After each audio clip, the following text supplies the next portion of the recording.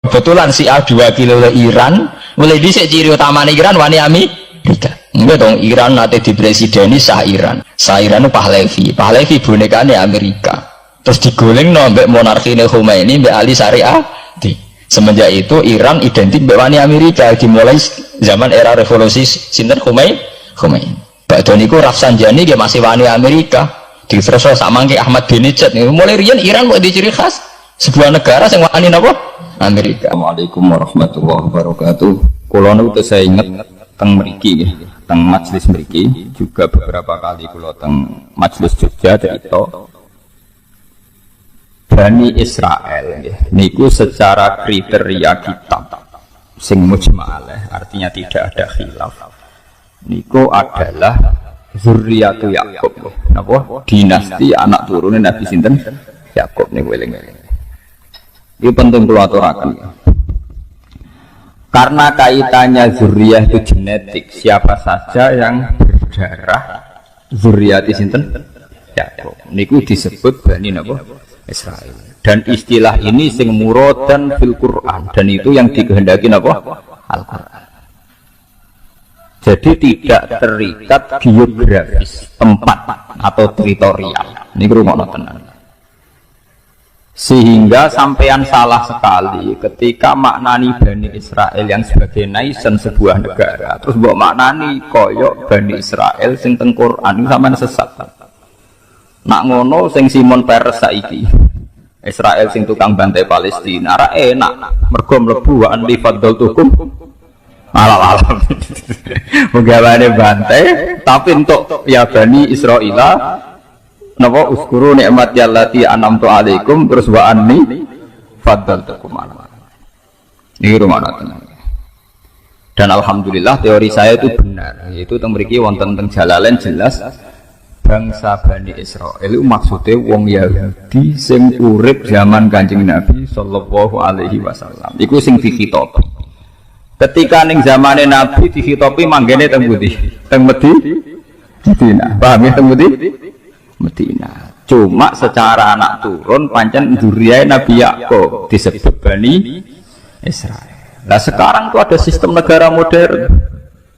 Wong Afrika keriting welek keturunane sapa ora roh misalnya. Kok berKTP Israel itu secara hukum modern disebut bangsa Israel. Oleh wong Balen cek wong Bojonegoro Temangsang tok Israel, Rabi Tono. Terus berKTP sana, ya disebut warga Israel. Paham ya? Jadi tentang Bani Israel. Dengan istilah kemudian yang berdasar negara apa? Modern, ya, negara modern di mana istilah Bani Israel menyebut sebuah nation, sebuah apa? Negara. Jadi itu sing saniki Israel tukaran Yahudi Palestina. Paham ya?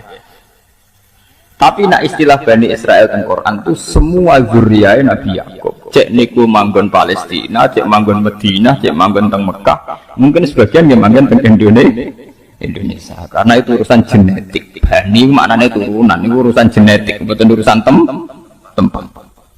Sebab niku niki diterangkan wal munada man wujida fi zamanin Nabi. Niku manggone teng Madinah atau teng Palestina? Teng Madinah. Ya, jadi ini jelas gitu. Sampeyan kok salah paham. Jadi kadang-kadang kata kiai sing dalil Israel saat niki niku ya Bani Israel sing batal tukum alal alamin penak napa? Wis napa? Ini perlu kula terangkan sebagai mukaddimah. Kemudian ya niki kula cerita. Memang secara tarikh Nabi Yusuf Nabi Yusuf niku tiang Kan'an itu derek wilayah Palestina. Jadi nah istilah bahasa kuno niku Syam niku masuk no Syria, Palestina sak mangke, Israel sak mangke, termasuk Libanon. Niku istilah riyen apa? Syam. Nggih, teng kitab-kitab tarikh nak muni Syam napa niki Lebanon, Syria, Palestina dan Israel yang sekarang itu. Israel sebagai nation sekarang itu. Di situ termasuk ada bumi Kan'an. Bumi apa? Kan'an. Ini kira mana? Bumi Kan'an itu engkang kemudian menjadi domisili Nabi Yakub alaihis salam. Melahirkan Yahuda sak dulur liab mau tunggal napa bapak. Kemudian dua anak saking ibu benten ini ku Yusuf kalian Bunyamin. Yusuf kalian apa? Bunyamin. Terus kados cerita tentang surat Yusuf. Nabi Yusuf diterengkeni dulu, walhasil akhirnya sukses teng Mesir. Sukses teng Budi Mesir. Sehingga zuriyah Bani Israel lewat keturunan Nabi Yusuf dan keluarga Yusuf niku kathah sing pun dadi bangsa Mesir. Tapi ketika menjadi bangsa Mesir niku istilahnya tetap Bani napa? Israel. Sementara Fir'aun lewat kebijakan kerajaan ini ku zaman niku Walid bin Rohyan itu nganggep diri niku penduduk asli. Ini sing disebut kaum Kipti. Kaum napa? Kipti. Ini sing sakniki nek cara bahasa Inggris Egypt niku Mesir. Niki rumakno ya. Karena penduduk Kiptiyah Egypti ini Al-Kipti ini sakniki Egypt Mesir Al-Kiptiyah ini penduduk asli Mesir. Sehingga mereka nganggep wong Israel imigran. Nggih, Bani Israel napa? Imigran. Di mana-mana imigran kebijakan negara itu dideportasi. Kalau Indonesia sing mantan budi Malaysia. Yang dingkon pendatang nak dianggap gak nguntungno nggih napa dideportasi. Nak ra gelem diperbu. Tapi yang perlu dicatat, toh itu istilahnya tetap ya Bani Israel. Padahal secara geografis manggon budi Mesir. Paham gitu. Ini ben sampean jelas. Ben ora aja sampai nganggep nak Israel sing saiki jahat iku termasuk kaum pilihan sing mlebu ya Bani napa? Israel. Sampean fatal. Islam tadi goblok fatal, paham? Karena iku nguntungno napa? Nguntungno napa? Israel. Berarti wis jahat mlebu andi fadl tukum napa? Alal alamin. Iku berarti wis jahat mbok arane kaum pilihan barang. Lan nek goblok aja nemen-nemen. Dadi goblok ya ana aturane, Bang. Lan kula diceritani guru-guru kula. Wali ku ana loro. Ana sing wali ya ilmiah, goblok tapi ilmiah. Dene dadine wali mergo saleh. Mergo napa? Saleh. Ya, misalnya niku padha-padha ngakali mesti mbah ora Jumatan. Aku sebar Jumatan ning Mekah. Iku wali goblok, ora ilmiah. Ya wali dengan tanda kutip. Mergo nak Jumatan ning Indonesia bare jam 1. Niku ning Mekah jam 10. Mergo terpaut pinten 4 jam. Jadi ketok goblok ke paham. Namun wis bar iku tetep ketok napa? Goblok. Sakjane nak bodoni aja ngono, keliru tak warai sampeyan carane. Iku ngene. Ben rada ilmiah. Aku Jumatanku engko wae ning Mekah. Iku rada bener iku. Mergo Jumatane ning Mekah 4 jam kemudian. Tapi nak muni wis bar mesti goblok. Ya mesti keliru nih. Maksudnya mesti keliru nih. Mana nak muni wis kandhane, Mbah, nak bodoni sing ilmiah, apa? Harga nak 4 jam itu mesti dereng nggih mboten. Terpaute pinten Mekah mriki. 4 napa? Jam. Jadi kalau di sini jam 1, Mekah jam 10, aku ora ono Jumatan, paham ora napa? Jadi nak mulai wis bar iku mesti ora ilmiah. Malah wali tanda kutip iku. Dadi mbah nak bodoni iku dielmoni. Dadi misale napa? Engko ape Jumatan nek Mekah iku lumayan ya, rada ilmiah mergo iku. Artinya ya botenan ora tapi ono ilmiah ya paham maksudnya untuk lumayan ya. Ya wali tanda kutip, nak wali beneran ya ora tukang bodoni maksudnya. Iku maksudnya nak wali beneran ya ora tau napa bodoni. Niku mung wali-wali tanda kutip, wali cara wong akeh ya. Ya pasti dukun ngoten niku bulet napa. Niki perlu kula terangaken. Kula itu beberapa kali ikut seminar dan beberapa kali memberi gambaran. Pak Bahak sebetulnya Israel itu versi Al-Quran itu kayak apa? Bahkan di beberapa universitas Jogja itu ya jadi penelitian. Ironisnya PBB sekalipun itu pakai peta sejarah yang mengacu keberadaan Nabi Musa, Nabi Yakub, Nabi Ishak dan Nabi Ibrahim alaihimussalam. Sehingga dengan data sejarah ini memang kelihatan bangsa Israel yang sekarang sebagai negara modern memang sebagiannya ya keturunannya betul Nabi Yakub. Memang kita tidak munafik. Kita secara gentleman, saya bilang secara gentleman Israel yang sekarang memang sebagian besar ya masih turunannya Nabi Yakub, Nabi Ishak. Kita fair. Tapi kalau acuannya demikian, yang berhak terhadap Israel juga bangsa Arab.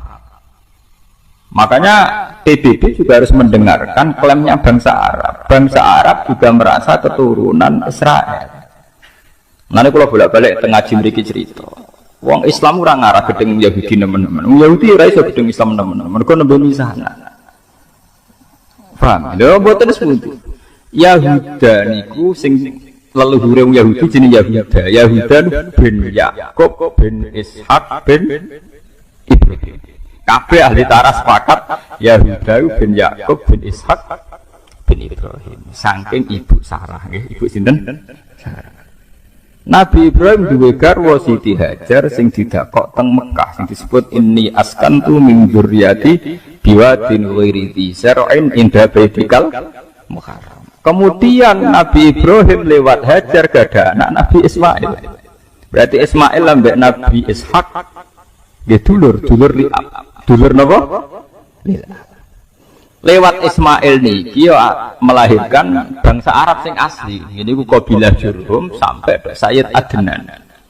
Sayyid Adnan di ijma'i ahli tarikh melahirkan dugi Abdul Muthalib, dugi Sayyid Abdullah, dugi Kanjeng Nabi Muhammad sallallahu alaihi wasallam. Mulane jare tiba jare berjanji wa adnanu bila raibin inda dzawil ulumin nasabiyah ila dzabihi napa Ismail. Kalau teori kepemilikan Palestina berdasar genetik, nak ngono ya ora kudu Israel sing saiki, bangsa Arab pun berhak karena secara keturunan kenapa? Sama nggih, sama-sama bapak induke Nabi sinten Ibrahim. Mulane bangsa.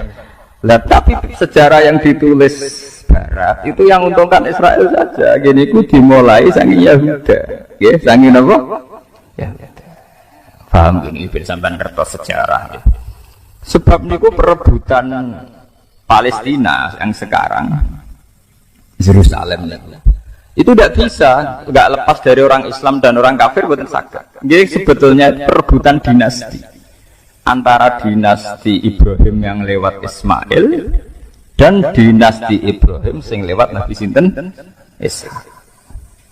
Karena yang dulur li'ab kados Nabi Yusuf kemudian nggak tertarik melok konflik tembiku dilalah uripe do teng putih Mesir. Ini ben sampean ngertos sejarah. Ben sampean ngertos. Ini penting kula aturaken. Nak nuruti klaim sejarah itu ndak ada habisnya. Tapi kula pribadi dan muga-muga umat Islam pancen yo ora kudu matur nuwun wong Yahudi kudu matur nuwun. Sampeyan tak critani, wong Islam niku imane paling terlambat. Mergo iman mbek Kanjeng Nabi Muhammad sakwise Nabi ku wujud, ya sakwise dadi nabi. Dadi imane ku terlambat. Ya sakwise Nabi umur 40 tahun lagi iman. Iku wae kadang imane bar 5 tahun didakwahi, bar 7 tahun kados Suraka, kados Amr bin As imane ngenteni tukaran sik. Ngenteni napa? Tukaran sik. Bareng Nabi ditukari terus sabar sesuai iman. Tapi nak imane Yahudi mboten, Nabi rung wujud wis iman. Wis napa? Iman. Mengenai tentang tarik wonten paradok. Di tarik itu ada paradok dan itu semuanya nyata. Di awal dalailun nubuwah. Nggih kula baleni malih nggih. Di awal dalailun nubuwah, alamat-alamat kenabian mesti sing britakno iku rohib. Pendeta Yahudi atau pendeta napa Nasrani. Tapi engko nek cerita kenabian musuh besar Kanjeng Nabi wong Yahudi wong Nasrani. Zaman Kanjeng Nabi umur 12 tahun dijak Abu Thalib tenggene Sam di Palestina, ketemu Rohibu Bukhairah. Karena mereka mitra dagang, Abu Thalib itu sapa? Ya anakku. Kowe mesti bodoni Abu Thalib. Lah kowe kok ora nak bodoni. Saiki wis jelas-jelas calon nabi, ciri-cirine jelas nabi. Berarti ra ngarah anakmu. Wis Abu Thalib, lha apa hubungane? Ciri nabi akhir zaman raine ya wis ngene iki, gantenge saiki, wae jelas saiki. Iku cirine bapake mati pas jek ning kandungan. Dadi ra mungkin gak anak. Ndak Abu Thalib, iya iki ra anakku ponakan. Bapake mati zaman apa? Ning kandungan. Terus jare Ibu Bukhairah, ya nak ngono aja terus nodok Palestina. Pasti anak ini mau dibunuh orang Yahudi. Kalau orang Yahudi ingin semua nabi dari kelompok mereka. Ya akhirnya walhasil gak dipateni. Balik nih. Ketika Nabi umur 19 tahun, mulai jadi karyawan, jadi pedagang. Termasuk dagang duwe tuan bos jenenge Khadijah. Khadijah gak ada paman Nasrani ahli Injil. Ini ku sing jenenge Waraqah bin sinten Naufal. Niku beberapa kali Khadijah ngaji tentang alamatin nubuwah. Dia yakin calon nabi yo karyawane iku sing jenenge Muhammad. Jare Khadijah, Maisarah jeneng lanang. Pelayanku jeneng Maisarah jeneng lanang. Ora mbok anggap nabi bareng Maisarah. Anggap jeneng napa? Wedok. Maisarah Muhammad itu kawal terus. Terus segala keajaiban yang terkait Muhammad kandhano. Ternyata ketika perjalanan gini wow, tuzilluhul qamamah tuti'uhus sahaib. Jadi ning gone padang pasir sing panas, tiap nabi liwat dibarengi mendung. Nak nabi ngiyup ning wit iku anut arah matahari. Sehingga nabi selalu untuk bayang-bayang untuk iyup-iyup. Walhasil Maisarah cerita, wah niku pancen luar biasa. Gak tahu kena panas mergo dalam perjalanan mesti diikuti napa? Mendung, diikuti awan. Terjadi Khadijah lahuwa mesti ikut calon nabi. Akhirnya Khadijah yang karya siap jadi untuk bojone, untuk rabi mbek karyawan. Tapi karyawan calon apa? Nabi ora karyawan calon kiri ngetekno donya jadi karyawan tapi calon apa? Nabi. Dia yakin sekali. Makanya dalam sejarah ketika Nabi itu memang ummi ya. Nabi itu memang sisinya itu ummi itu ora pahaman. Keibu-ibuan, jadi beliau itu tidak bisa baca, tidak bisa tulis, sehingga tidak banyak referensi tentang nubuwah, tidak banyak referensi tentang nubuwah. Dalam sejarah-sejarah, ketika Nabi pertama ngertos malaikat Jibril teng Gua Hira, niku kaget tenan. Karena Nabi tidak punya pengalaman sama sekali, ummi. Malaikat Jibril disangka malaikat mati, itu disangka weden. Ndruwet. Tapi apa yang terjadi ketika beliau pertama kali cerita pada Khadijah? Iki bukti bahwa Khadijah cukup banyak pengetahuannya. Gini sampai ben mengingat-ingat tarikh lagi sing nate ngaji. Khadijah dengan segudang referensi, segudang marojek, segudang dialektika akal. Bareng diceritani, aku mau ngerti iku. Wonge putih nggo wanteng guwa. Malah marahi aku ikra bismi rabbika. Aku wedi ndredeg. Terus jarene Kanjeng Nabi zamiluni aku kemuli, bareng berarti kemuli terus kon cerita.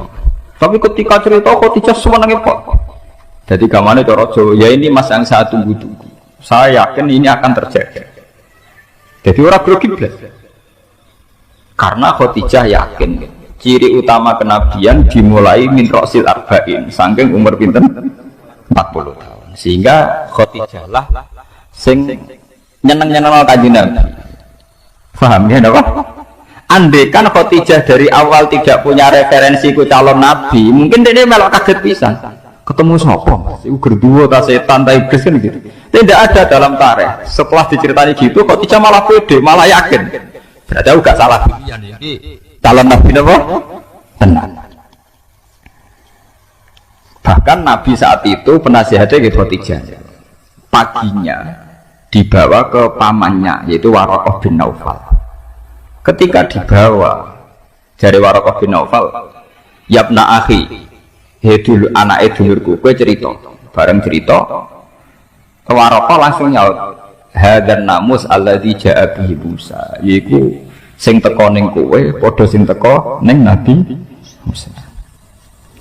Artinya apa? Secepat-cepatnya umat Islam iman ngenteni Kanjeng Nabi wis wujud, ngenteni bar 40 tahun, ngenteni bar dakwah, ngenteni bar salah paham macam-macam itu lagi Islam. Jadi Islamnya sampeyan ning Nabi Muhammad itu terlambat paham. Dhisik Islame wong Yahudi, mereka tahu sedurunge wujud sinten Nabi, paham ya? Lha niki tenan nih. Wong Yahudi Nasrani. Tapi nggih pun ngoten niku, pun sunnatullah. Bareng Kanjeng Nabi wujud tenan, dadi nabi tenan. Sing iman tenanan niku wong sing Islame anyaran. Yaiku para sahabat. Sing dhisik nerkenalno Nabi Muhammad apa ana nabi akhir zaman, gentenan musuh. Nah niku ampun sunnatullah niku tak pikir ora nabi tok. Sampeyan duwe anak digodang-godang bodhe musuhe rebutan donya mbek anake. Jadi itu fenomena sosial. Makanya ini Quran disebut wa kanu min qablu yastaftihuna 'alal ladzina kafaru. Falamma ja'ahum ma'arafu kafaru. Sebelum Nabi Muhammad wujud secara nyata, iku wong Yahudi wong Nasrani nak perang iku muni ya Allah bismi Muhammad atas nama Muhammad kula nyuwun tulung menangno. Jadi tiga wasilah, tinggi sinten? Wasilah. Tapi ketika Muhammad wujud secara nyata, falamma ja'ahum ma'arafu malah napa? Kafar. Jadi wong Yahudi kayak santri sing rada kurang ajar. Santri wanyaran mondok kenal Gus seneng ora karuan. Cucu kiai ini seneng ora karuan. Sebenarnya wis ngalim mbek Gus musuhan. Kok saingan golek pengaruh. Kowe pertama jadi masuk partai Demokrat Golkar. Ambek pimpinan wedine ora karuan. Tidak peluangnya sama ya kompetisi, sikut. Itu sajane padha wae donya iku wis padha wae. Ila yaumil kiamah gitu tadi. Kowe bisa iso salaman mbek kiai nyucuk seneng ora karuan. Kok ora mati-mati nganti tuwek. Pas wayahe kowe wis dadi kiai, ya saingan. Wis tuwek mau leren, mau gentenan. Jare sing tuwek nggih ngoten. Oh, nom ra sopan. Dhisik alif bae tak ulang saiki mle. Ya padha klirune. Wong dhek kader sukses kok nyesal. Iku bahaya goblok pisan. Wong dhek kader sukses kenapa? Nyesal. Sing nom yo kliru pisan. Mbiyen umur dawa kok nyesal. Iku yo kliru pisan. Iku padha setane. Namane padha napa? Setan. Mane kula dijujuk ora pati seneng. Perkarane ngoten niku kuat suwe ta ora oleh hormat. Manusia tukarane gampang. Beda partai kok ya mari tukaran. Beda pengaruh ya mari apa? Tukaran. Mane kula seneng ngaji ngeten iki seneng sirapati mulya teman-teman. Mergo sing drengki ya rapati semangat, mergo ya rapati mulya. Dampar teng muli sajata wis bar. Adek mulya teman-teman wis. Pidato ning podiume wapi. Kiyaine terakhir nomor 5. Tiap MC sampai sambutan menunggu wabil khusus Al Mukarram Sahibul Fadilah Al Alim Al Alamah kok nganti lali. Sampai tanggane ora roh. Nah, ini wonten cerita ana kiai ning desa terbelakang. Sale jenenge Kurtubi wis pokoke roe tanggane Kurtubi. Bareng santrine betina khitabiyah wabil khusus Al Alim Al Alamah Sahibul Fadilah Al Hajj Kiai Kurtubi. Dari tangga-tangga. Sarahku jenenge kok mung sitok Kurtubi kok cek iki kok akeh.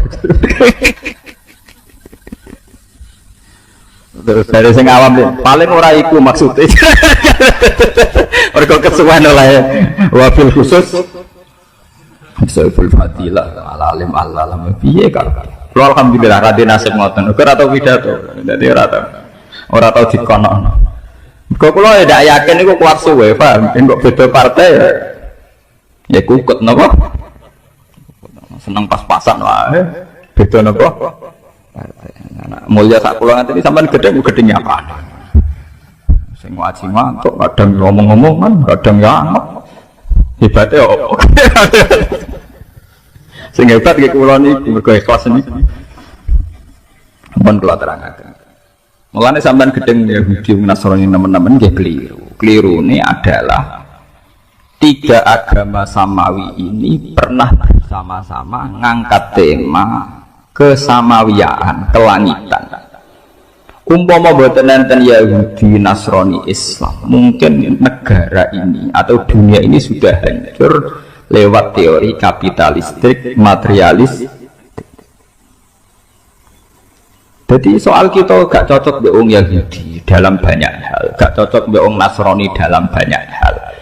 Tapi pasti kita akan banyak sama juga dalam beberapa hal. Makanya Kanjeng Nabi dawuh la tusaddiquhum wa la tukadzibuhum. Nak wong Yahudi Nasrani cerita, kowe aja muni yo, nak muni yo kok nang goro. Tapi aja muni ora, nak muni ora kok nang iya. Misalnya orang Nasrani itu punya terminologi surga Eden. Ning Italia ngerono mewah-mewah jenis paradisa. Paradisa itu sangka kata Firdaus jamake paradis. Wong Italia ngenteni paradisa. Surga Eden, Eden yo Aden. Nak kowe tiap cerita wong Nasrani mbok gorohno, berarti kowe gorohno anane surga Eden, surga paradisa.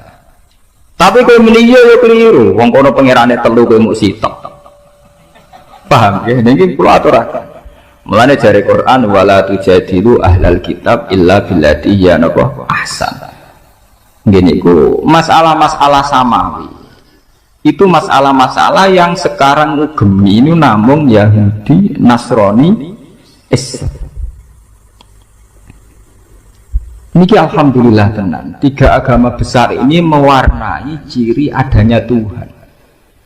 Meskipun Tuhan Yahudi disebut Yahweh, Tuhan Kristen Katolik Trinitas, Tuhan Islam Allahus Somad lam yalid walam yulad. Tapi ini penting kalau aturakan, karena sekarang itu gelombang materialistik di mana semua unsur dianggap karena materi itu luar biasa. Mulane kalau yakin, ainul yakin, suatu saat 3 agama ini akan mendialogkan diri dan menjadi baik-baik saja. Perbedaannya hanya masalah visi-visi keilmiahan. Nanti di era modern, saya gitu karena saya paham, jangan podo salah pahami, podo kotoe. Tapi bahwa dulu zaman Nabi Muhammad itu sering ada dialek bersama. Misalnya dalam surat sing Madaniyah, ini kalau sebut jelas-jelas Madaniyah. Artinya secara teori usul fikih kemungkinan mansukha itu kecil, tidak ada potensi dinasa. Tidak ada potensi apa? Dinasa. Ini wonten ayat. Qul ya ahlal kitab ta'alau ila kalimatin sawa'im bainana wa bainakum. Jadi istilah ahli kitab maknanya Yahudi Nasrani. Ayo kita diskusi bersama-sama ila kalimatin sawa. Kita nyari titik temu bainana wa bainakum. Kita cari titik temu. Siapa yang layak jadi Tuhan?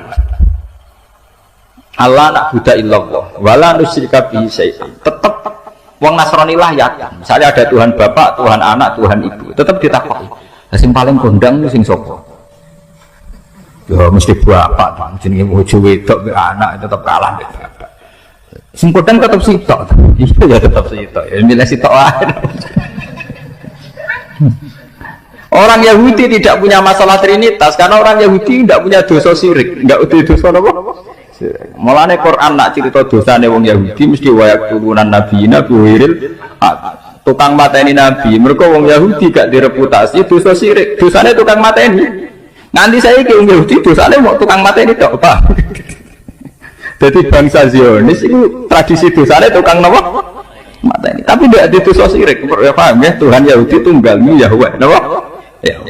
Nak teng ejaan Latin Y besar, A H besar, W-E-H Yahweh.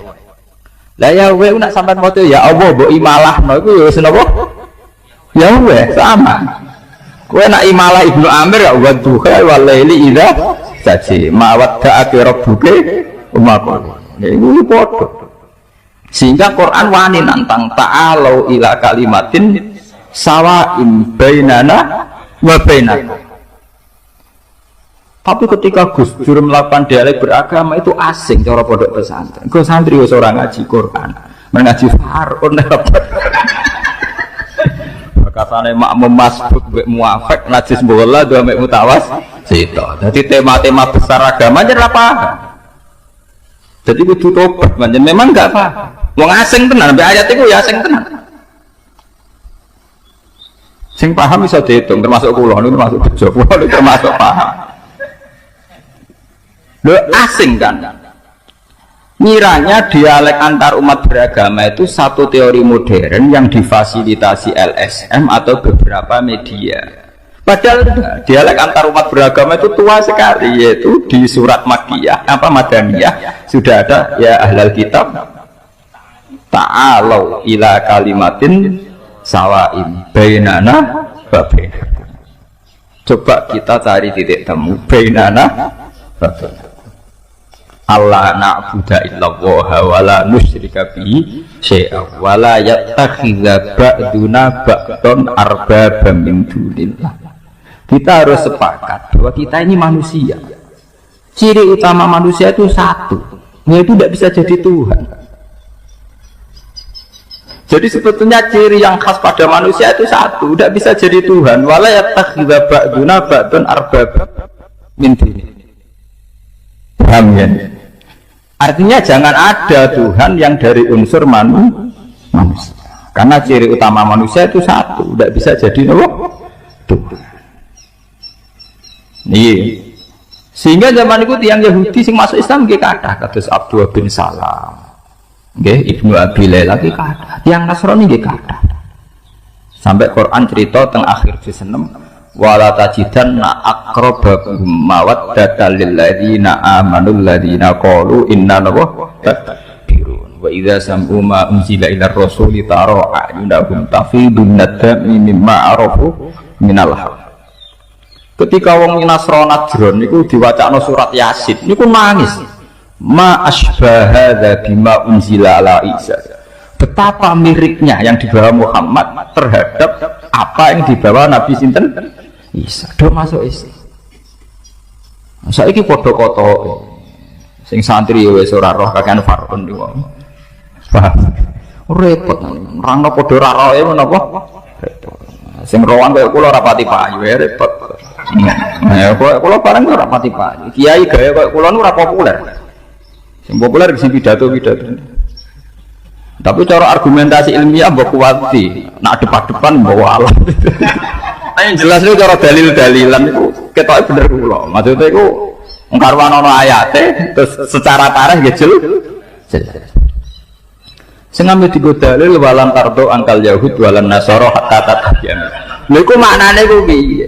Kan ora jelas. Ayat itu artinya ngeten. Wong Yahudi iku mat iku ora ngarah rido. Nak kowe ora dadi Yahudi. Wong Nasrani ora rido nek kowe dadi Nasrani. Sampeyan delok teng tafsir Bedawi teng beberapa tafsir. Ini maknane ayat niku sederhana. Iknatun lirrasul fi tomaihi li imanihi. Sampeyan delok teng tafsir Bedawi beberapa tafsir. Ayat itu hanya memberi maklumat, memberi warning, memberi iklan ning Kanjeng Nabi Muhammad sallallahu alaihi wasallam. Mat, kowe iku keliru, arep-arep wong Yahudi masuk Islam. Wong Yahudi dhewe malah arep-arep kowe dadi Yahudi. Dadi maknane wong ngono tok iku. Dadi gamane ngene lho. Ana toko cilik meh bangkrut. Sing sitok toko gede. Lah sing toko cilik kepengin arep-arep sing gede bangkrut. Padahal sing gede dhewe kepingine sing cililah bangkrut ganggu wae, paham? Jadi artinya niku walantar itu bukan masalah ideologi, argumentasi ilmiah mboten. Niku masalah-masalah tren, masalah mat kowe wis arep-arep Yahudi masuk Islam piye. Nak mereka arep-arep masuk Yahudi. Dadi wanggep wong liya lho, wae ora usah bakas arep-arep napa? Sampeyan delok maknane mboten. Kalau masalah argumentasi ilmiah itu orang Yahudi, Nasrani, Islam sering pada titik temu. Mungkin itu ila kalimatin sawa. Okay. Jadi sebetulnya ketika Tuhan sudah Tuhan Bapak, Tuhan Ibu, Tuhan Anak itu masih menyisakan pertanyaan. Lalu yang paling hebat siapa? Tentu ada jawabannya. Yang paling hebat yang mestinya Tuhan Bapak. Paham ya? Mana wonten cerita lucu, kalau ngaji teng Yogyakarta do guyu, Nasrani iku mau wani cerita Tuhan Bapak mbek Tuhan Ibu. Tapi rawani cerita kapan kelone, paham niki perlu. Mulane Quran cerita anna yakunu lahu waladu wa lam takul lahu napa sahibah. Anna hale kaya apa lahu kedhe Allah iku waladun duwe anak. To walam takun hale ora ana lahu kedhe Allah sapa sahibatun kanca wedok. Kudune nek diceritakno anak kudu diceritakno carane, paham ya? Ya repot. Artinya begini. Pada akhirnya mereka juga meyakini bahwa Tuhan anak pasti tidak urusan begitu. Dan tidak ada urusan genetik yang sempal sing to anak. Pasti tidak urusan begitu. Jangan-jangan hanya urusan nisbah. Urusan apa? Nisbah. Lah nek ngono hakikate tetap lam jalid walau ora ana paham ya. Ini ngaji kelas tinggi Pak. Biar sampean bedong ben ora goblok teman-teman, paham maksudnya. Mau itu tugasnya ulama itu ben umat ora goblok teman-teman. Nak nganti pinter angel. Penting ora goblok napa? Teman-teman. Paham ya? Mulane kok ada nyindir anna yakunu lahu waladu wa lam takul lahu napa? Sahibah. Kok iso darani duwe anak? Iku kapan maine kan? Lho nek tenan. Jadi cerita Quran lo betul. Artinya begini, sebetulnya itu ya itu masalah-masalah nisbah. Dan ternyata betul dalam dialog-dialog antar umat beragama mereka juga ngakui itu hanya urusan apa nisbah. Paham ya urusan apa? Tapi kan ngaji ngeten iki lho. Ya artinya ya kula wae atas nama ilmiah kula terang. Muga sampean paham dan jelas niku ayatnya sorry, ayatnya jelas sekali. Ayatun sorihah fi bayani tilkal masail al khafiyah niku jelas. Sehingga zaman Nabi ke tenang mawon, Nabi nak ditampung Yahudi ke tenang semeneng, ditampung Nasrani semeneng. Mereka dialeknya antar umat beragama dialeknya. Yang Yahudi nak takut melete, yang Yahudi nyermelirin melete pinter. Mat, khamsun la ya'lamuhunna illa nabiyyun aw rajulun aw rajulah. Mat aku takut 5 hal. Sing roh itu mesti Nabi. Nara Nabi ra ngarah mak, utawa 1-2 orang termasuk aku. Wah kaji Nabi wong umi yo, pada PPS ini rawan, umi ora rawan. Ora tau maca, kaji Nabi ora tau maca majalah, ya ora tau maca buku. Lah anak Nabi maca majalah, maca buku, rak duwe referen, bangunnya garap skripsi. Takokane pertama ngeten.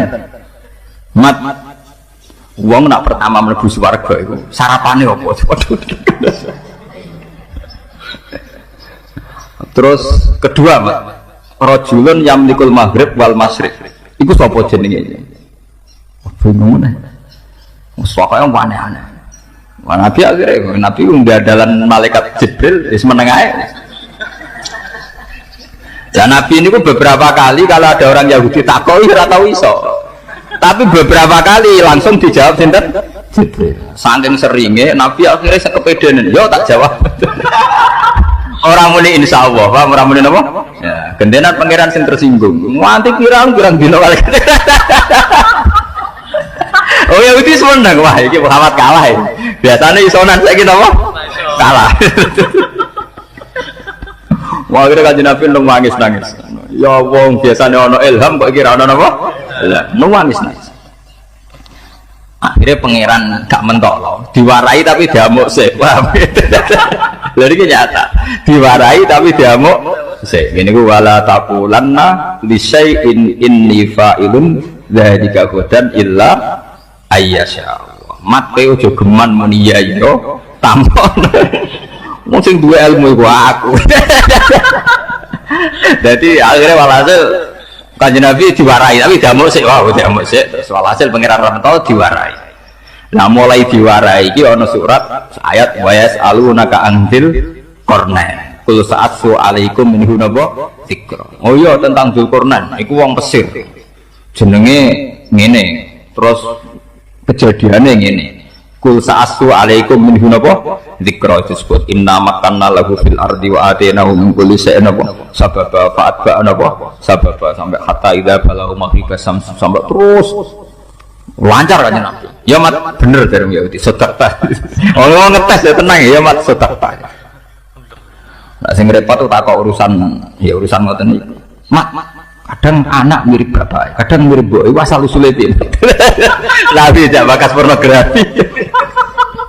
Akhirnya Nabi tetap jawab. Mak sing semangat sing lanang berarti mirip bapak. Tak semangat sing wedok mirip lho. Mbok. Mulai nih anggar ono pasangan elek, misalnya boe wayu sing lanang elek, aki-aki anak elek, mergo boe rasa.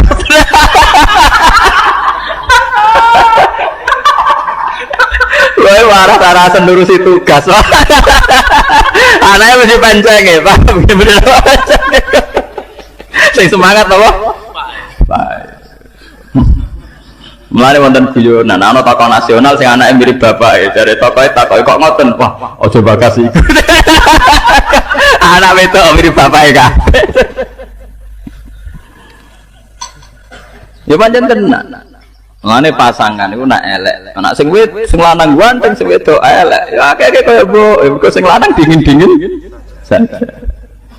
paham lah anak sing lanang ganteng sing wedok ayu bebas miripe apa kontribusinya seimbang aku udah benerang no ya menjadi jawab tenang ya sotak saya mat bener sing repot tuh terus takut aneh mat pertama penduduk swarga masuk swarga itu jumlahnya wakil ya mat wakil itu sarapannya apa pertama Nabi jak bakas kawitannya swarga sarapannya apa pecel apa rawon pokoknya takut aneh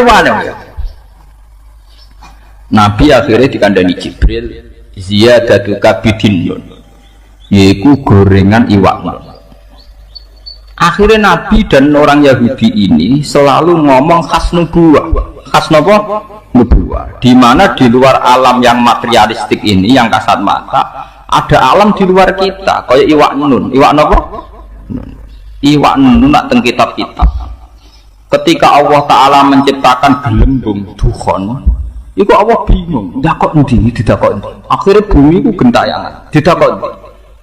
Wal ardu, bumi ini didakok ning gone mak. Bareng didakok ning gone mak tetep golang-goling, ditandai gunung. Lha terus banyu sendiri posisine ning ndi? Akhirnya ning urutan kitab-kitab khas samawi nubuwah disebut wal ardu ala batnil khut, ala batnis sur. Itu terang. Jadi ning gone bumi iki ana sur. Sur sayange mbok maknani sapi salam dhewe, mari bingung kowe kan mergo maknani napa? Sapi. Jadi bumi ku ning tanduke sapi, sapi ning banyu ning gone iwak nun ning gone hawa khas nubuwah itu yang tahu hanya orang Yahudi, termasuk sing diterusno khas nubuwah kanjeng Nabi Muhammad sallallahu alaihi wasallam disebut nun wal qalami wa ma yasturun. Kita hanya tahu maknane nun itu iwak nun itu iwak sing gegere dienggo panggonan bumi. Tapi alam materialistik tentu kita bicara kayak yang sekarang, teori Big Bang, planet bumi di sini, planet bumi di sini. Kita tidak pernah menjangkau ilmun sing kaya ala zohril hud, nggih ala zohril apa? Sami seperti qaf wal Qur'anil Majid. Ketika Nabi Muhammad tanya, ya Allah, qaf itu apa? Iku jabal. Lalu wong kuno nak mane jabal kat, iku maknane jabal qaf. Ila Jawa dadi napa? Jabal napa? Kat ini sangkot jabal qaf. Ila Jawa dadi napa? Jabal kat. Jadi angger adu itu. Mana aku minggat botok jabal kat, maksudnya waduh banget. Paham? Ternyata sampean kalau lihat di kitab-kitab kayak di Sawi, di Tafsir Munir itu detail sekali. Jabal Qaf itu induk gunung. Dan semua urat gunung yang ada di dunia itu terkait sama urat yang ada di Jabal Qaf. Jadi kalau Allah lewat malaikat kepengen goyang gunung, itu mau nginstruksi ning induke ini Jabal napa? Qaf. Kemudian digoyang, kemudian goyang semua. Dulu orang itu janggal. Tapi sekarang orang tidak janggal. Menurut pakar geologi, pakar-pakar vulkanologi, semua gempa di seluruh dunia itu hanya butuh narik satu pemicu. Kalau patahan di Australia gerak ya gerak semua. Karena kayak bola sodok, sekali disodok sidik.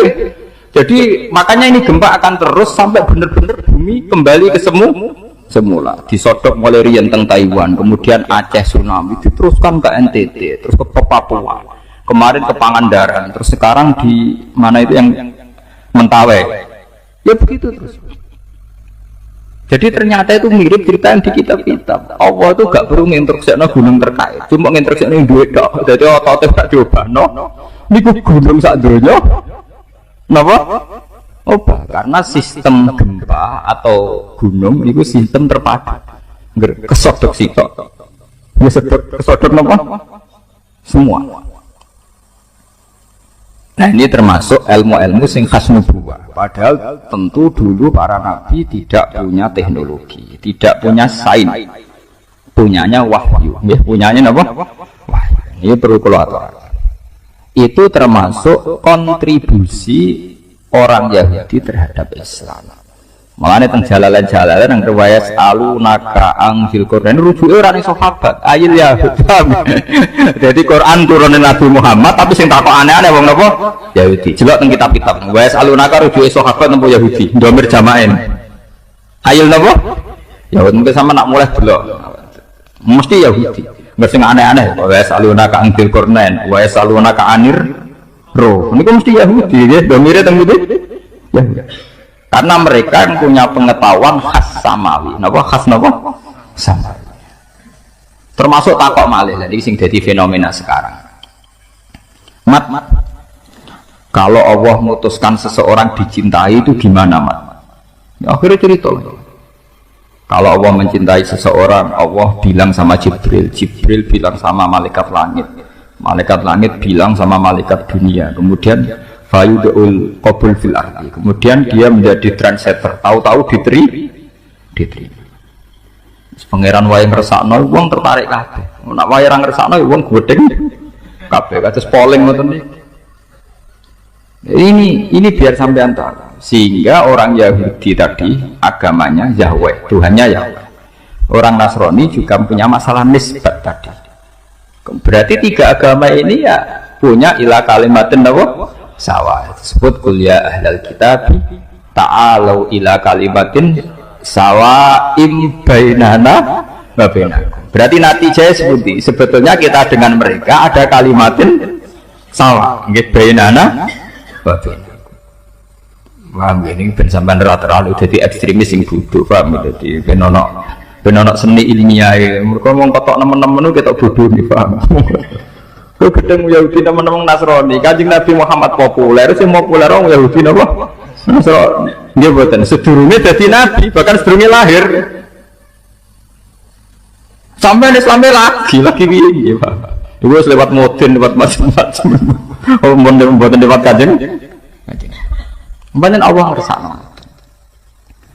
Paham ya? Dadi mulane termasuk Allah khasih dadi pangeran ini dari Allah. Aku pokoknya mau dibantah. Aku ini alamu malah dalam dari pangeran. Masuk ciri khasih pangeran nanti kersa ora kena napa. Nanti kula wingi cerita tentang bojo kula. Dia arep-arep aku ideal, nganti mati ora ngari ideal. Jadi wong sing arep-arep kiai ideal wong bento utawa ngawur. Ora pangeran kok arep-arep napa? Ideal. Nanti kula dadi kiai kon khusuk nemen-nemen nauzubillah mah. Kula tak rewangi khusuk lae tetep wae wong perlakuan kiai eling nek ana tanggane mati ana mati ora ngarah hormat tenanan. Dadi kiai sing khusuk demen kesel. Misalnya kiai mulai bar subuh tahajud, salat apa kok sak kenake. Ketemu wong sopan. Wong eling gue tetep pendak keluargane mati. Wis ngono-ngono wae hormate ngono-ngono. Jajal ke bar salat subuh marung ngopi, bar kok okokan mau kamu. Aku sing penting aja zina, aja dosa-dosa gedhe lah. Pokoke aja nglakoni dosa napa? Gedhe. Bar iku plepak-plepuk ning warung. Ya padha wae wonge yo. Ning ndi ngopi? Yo. Engko hormate padha-padha wae, paham ya? Mbok rewange khusuk duwe engko wong yo ngono, padha hormate yo. Pendak keluargane mati eling sam. Orang Arab mbok rewange khusuk terus kula derek jenengan yai dunya akhirat derek jenengan, nggih derek tahajud, nggih derek wiridan, nggih derek kapian ra ngarah. Tetep ge tontonan, paham? Dadi rugi napa? Rugi. Khusuk nemen-nemen rugi, walhasil rugi. Mun ngandel kula. Nane kaya kula bae nyai teng mriki terus wong ndak dosowan kula mboten ngono. Kula ngerti kadar senenge wong ulama wis pira, mbok ditenani rugi mun ngandel kula. Bisa dikilani, paham ya kan? Mun ngandel kula. Ngeten. Kula cerita tentang bojo kula. Pangeran mbok kersane piye ra ono sing jelas iku nek pangeran niku ndarani halal ya halal terus wong pangeran sing duwe donya. Nabi Musa nabi papan atas termasuk ulul as. Lha iku uripe mangane di rumah Fir'aun. Di rumah sinten? Nabi Ibrahim nabi papan atas termasuk Abul Anbiya. Duwe bapak akhir jenenge Azar. Lha ngono kok nurun ning Nabi Muhammad. Nabi Muhammad itu panitia kelahiran utamanya Abu Lahab. Takokno tareh ndi wae panitiane Abu Bakar, tapi sinten? Abu Lahab. Lahire Kanjeng Nabi panitiane Abu Bakar nomor Abu Lahab. Abu Lahab. Nganti tuku budak dimerdekakno demi ponakane jenis sinten? Abu Lahab. Gede Joko sing rumah ora Abu Bakar, Abu Thalib. Sing cara tareh ya cek ka. Sausé dadi nabi lagi di rumah Abu Bakar, paham? Mulane Kanjeng Nabi Muhammad Abu Lahab pun rokok teman-teman ya kecewa deh. Sampai ngajukan syafaat petisi napa? Syafaat. Empun Gusti, nak pancen wong kafir ora iso mlebu swarga minimal lak Senin Abu Lahab siksane didiskon. Wah, Nabi nangis tenan. Mosok wong sing tau berhormat gak entuk napa diskon. Diturune tenan. Ya mat nak Senin tak ringano siksane sinten? Abu Lahab. Artinya dunia ora ono ideal. Dadi kiai ki ngono. Kadang kiai kok mek santri hubungane ngel-ngel lho dhuwit yo apa. Kadang malah bapake buruh Cina. Lah wong Cina kafir ngrezekake di kiai ning rugekno. Ayo repot nek kono repot. Misalnya ono terop, kadang kiai ono acara istighosah terop, karena mati terop ning podium. Lah panitia kangelan, kadang nyilah wong sing ora saleh. Lha pikiran ngoten niku. Mbok keluwi ora iso, kadang wong saleh kere tenan ra apa napa. Jadi sebetulnya andai kan tidak ada ilmu hakikat itu selesai, agama itu selesai. Karena Allah punya pola sosial yang begitu. Ya, Allah ada pola sosial itu. Musa di rumah Fir'aun, Ibrahim di rumah Azar, Nabi Muhammad cilik di rumah sinten? Abu Lahab. Lahirnya di rumah Abu Lahab. Sampai dibiayai itu kok amat. Disewano Halimah As-Sa'diyah. Rodok gede di rumah sinten Abu.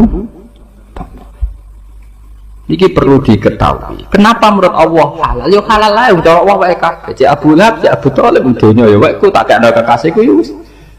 Tapi kan tetap menjadi misteri Tuhan. Kenapa polanya selalu begitu? Pola di seluruh dunia. Makanya saya pernah ditanya mahasiswa, Pak, menurut Anda studi banding ke Amerika, ke Australia itu gimana? Ya saya ini kan ulama, jangan tanya menurut Bapak gimana. Ya saya kalau ditanya ya tak jawab, tidak pakai fikih. Jadi jangan tanya halal atau haram. Ya saya sebagai ulama, sebagai dai ya berharap akan baik-baik saja. Gue coba sekarang sampean pikir, kiai-kiai yang fanatik hukum, lanang wedok kumpul haram, belajar di bumi kafir haram, munamuni haram. Tapi kiai sing ngeten iki mesti koyo Pak Kaji sing anake entuk SD, paham? Artinya begini, saat ceritanya diwalik, alhamdulillah teng Australia kata Islam kata masjid, teng Amerika teng New York niku wonten tarekah Naksaban. Mesti muni alhamdulillah. Sing gowo padahal mahasiswa sing musuhi kiai mau paham. Islam ada di Amerika, di Australia, sing gowo komunitas mahasiswa yang mereka tentu sering lanang wedok kumpul dan belajar di bumi tapi nak wis kasil mesti kiai iki jawab alhamdulillah ning Australia ono Islam. Padahal mau fatwane haram, paham. Mau jangan-jangan kayak guyonan, Pak Kaji anak jenengan tombok. Alhamdulillah. Tapi yang asal Pak Kaji. Alhamdulillah nang kaya cerita. Tapi ini nyata. Tapi pangeran pancen kersane ngoten. Anane Islam teng Amerika, teng Australia itu kadang lewat mahasiswa studi banding yang mungkin secara formal fikih haram karena ada ikhtilatul rijal wan nisa. Ada mukhalatah bil kufar. Paham ya? Tapi kenyataane ndadekno semebare napa? Islam teng Australia, teng Amerika, kadang sing gawa pemain bal. Orang Prancis itu kenal Islam gara-gara imigran Aljazair. Paham? Imigran apa? Aljazair. Terus jadi Zainuddin. Jenenge Zidane Yazid Zainuddin. Terus kena ilat Prancis Zainuddin apa? Zidane. Jenenge Yazid Zainuddin. Barang pensiun ketok asline ya mau Indonesia nganggo jeneng Zainuddin. Dene daftar haji ki nganggo jeneng apa? Zainuddin. Paham ya? Nah pengiran kersane. Sekarang malah banyak lagi. Coba pemain Prancis yang Islam berapa? Pemain Jerman itu ya imigran gelap. Tapi melahirno pemain-pemain bal sing Islam kaya sing sakniki pemain Real Madrid Mesut Ozil. Wong betina nggih poso. Sampai nek wae poso njuk latihan khusus bengi. Nah, kode pelatih poso, Pak. Artinya apa ya begitu kira. Padahal karepe wong soleh-soleh sing mondok khusuk-khusuk, karepe sing nyebar Islam yo ndekne sing khusuk. Ya ora iso nyebar wong tuku paspor ya ora kuat. Paham ya? Tuku paspor ya ora kuat, moro ndi ya ora. Umpama penyebaran Islam di pasar wong saleh ngene-ngene, Islam ana ning desa-desa, paham ya? Ora iso globali. Mulai balik kada ra kuat kok penyebaran. Mangane terong alhamdulillah. Piye karepe? Itu pangeran ngoten kersane. Saya itu pernah penelitian ya, di beberapa kulon nate teng Malaysia, nate teng Medina, nate teng beberapa negara penelitian, termasuk teng Singapura. Itu memang Allah punya pola begitu, ya, punya pola begitu. Jadi pangeran tak kena warah. Jadi pangeran disik apa diwarai. Makanya ketika malaikat marahi pangeran tersinggung, Gusti, kenapa manusia yang jadi khalifah kok tidak kita? Wong kita bendina maca tasbih. Jadi pangeran, kowe ora apa? Ini alamu malah sakjane malaikat yo ketok goblok. Wong dekne karuan ngaku nek aku tukang maca tasbih. Pangeran ngendikan, manusa tak dadekno penggantiku, bagian kluyar-kluyur, bagian ngurus bumi. Malaikat bantai, wong nakal kok dadi pengurus bumi. Mesti ini kita sing maca tasbih. Malaikat gobloknya kan ngene, dia mikir nak sing maca tasbih ku suci, sing kuwi aku gak. Tapi jare pengiran mau ngurus bumi kok ambek dengok-dengok kan ora iso. Artinya dari malaikat itu ya goblok. Mun dhewe dhewe ngaku kula nu bedina maca tasbih ya kamen wiridan ning musala wae gitu. Oleh ngurusi kapan itu malah pengiran itu malaikat ora iso mikir. Padha wong saleh-saleh ning pondok ning kuamat, bar duha ngliwat bariku salat jamaah, bariku jagungan mbek kancane. Ngono tok. Siklus uripe ngono tok. Paham nggih? Ora ora saiki ana kristenisasi, ora ora. Ana perbudakan ya ora ora, ana trafficking wanita-wanita diprostitusikno nggih napa? Ora angger kurang naudzubillah ngono tok. Lah modal ngono kabeh mimpin Islam ku piye carane, Pak? Modal astagfirullah. Apa-apaanan, blok-blok paham nggih? Jadi soleh ngeten niku kudu mari, paham ya? Memang soleh dari segi dia tidak zina, tidak kakean tingkah itu soleh, tapi itu tidak punya masa depan, paham ya? Soleh tanpa keprospekan, nanti kudu tobat, modal astagfirullah kok mimpin dunia. Padahal di luar kita ada trafficking, orang yang dulu TKW, yang ngiranya dikerjakan di restoran, tahu-tahu diperdagangkan seks seksual. Di mana-mana ada kriminalitas macam-macam. Bagaimana fenomena dunia yang kompleks ini kamu pimpin hanya karena kamu tukang soleh, tukang wiridan. Nah, dari pangeran malaikat, wana menusabbihu bihamdika nuqaddis. Dari pangeran ini alam mala ta'ala. Itu roh apa? Nak kowe sedarane tukang maca tasbih ning kamar, artine dhewe kowe dhewe ngaku ora maro ndi, paham? Padahal wong mimpin kudu ning ndi? Ning ndi. Itu sama. Beberapa penyimpangan Islam di Inggris itu tidak bisa dijelaskan ketika ada klaim-klaim buruk terhadap Islam atau citra buruk terhadap Islam. Yang meluruskan itu mahasiswa-mahasiswa yang dari India, dari Pakistan. Yang paling fenomenal ya kasus di Birmingham itu, di Manchester itu. Seorang sarjana Ahmad Didat, dia sarjana Islam ke orang kebanyakan. Dia meluruskan stigma Islam yang ada di Inggris sehingga perdebatannya direkam di seluruh dunia. Yang terkenal Ahmad Didat debat dengan Stanley Fisher, seorang pendeta dari Swedia berdebat dengan mahasiswa Islam dari India. Tapi hikmahnya besar. Sampai teng perdebatan itu langsung wonten mahasiswi saking Swiss masuk Islam. Ya karena pertanyaannya gitu. Bapak pendeta, apa betul Anda yakin Yesus itu Tuhan? Ya. Tapi Tuhan Anda manusia, ya pernah ke kamar mandi, pernah kemana-mana, ya iya namanya manusia. Nah, sudah sekarang Tuhan Anda, jadi Ahmad Didat, Tuhan saya terus baca surat Qul. Tuhan saya itu tidak punya sifat manusia, dia unggul, dia lam yarid wa lam yulad, dia tidak seperti manusia, dia super, pokoknya kayak manusia. Jadi mahasiswi saking Swiss, bocah wayu menarik, gaya untuk sugih. Saya lebih tertarik Tuhan Anda. Oleh masuk Islam itu dia aku kayak pacaran. Dia ini masuk Islam, saya lebih tertarik Tuhan Anda dari mereka. Akhirnya masuk Islam mereka sifat Tuhan yang versi Stanley Fisher dengan sifat Tuhan yang Ahmad Didat. Saya lebih tertarik Tuhan apa? Anda. Akhirnya masuk Islam, mereka lebih tertarik dengan Tuhan Anda. Intinya begini, itu tidak mungkin santri gitu. Santri boyo merawani kok paham. Ngadepi keluargane rawani. Jadi kita misalnya ya, kita yang mondok, kula berharap mbok sing legowo. Dadi wong saleh ora usah mutungan, paham. Ora usah mutungan, ora usah gremeng. Pokoke nek mati kesolehane sampeyan. Gusti kula wong saleh tapi ra iso kuliah kuwi, mungkin sing kuliah kuwi entuk hidayate jenengan ana ya apik. Men fatwa wae. Fasik, sithik-sithik bener apa? Fasik. Fasik. Malah kalau ditakoki Pak Bak, gimana hukumnya studi banding? Kan banyak mahasiswa yang ke Australia, ke Amerika. Kita jawab, ya saya berharap akan baik-baik saja. Yang takoki, lanang itu, tapi kan lanang itu kumpul. Loh hukumnya lanang itu kumpul haram, ora bergantung mahasiswa studi banding. Mahasiswa santri di kamar, lanang itu kumpul, gak haram. Itu orang yang terkait dengan studi apa? Banding. Loh lanang itu kumpul haram, ora gak terkait dengan studi banding. Neng diwai hukumnya apa? Itu ora hukum anjar, hukum kawak, itu paham. Jadi gak ngenteni fenomena urusan studi apa? Banding. Aku kiai pinter mbok akali aku. Tak sing takok akhire lah. Niku wartawan NTV ini pernah mewawancarai saya.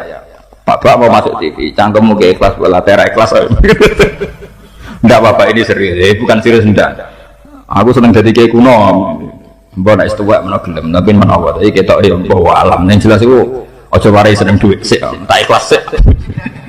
Nek tak tabungan ikhlas wis akeh apa-apa. Jadi Nabi Isa menceritakan dirinya itu wa ja'alani mubarakan nama kuntu, saya ditakdir Allah berada di mana saja memberi berkah, memberi kemanfaatan bagi orang lain.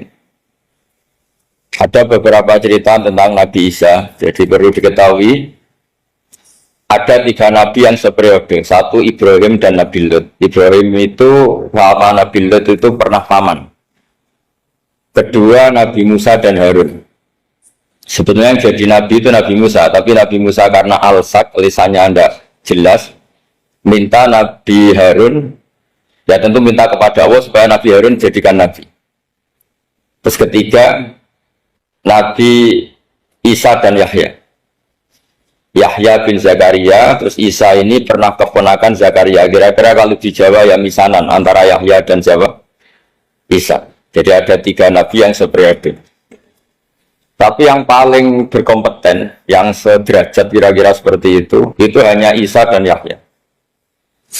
Karena Nabi Lut dan Nabi Ibrahim itu beda level. Karena Lut ini pernah keponakan, jadi hubungannya kira-kira yang murid dan guru.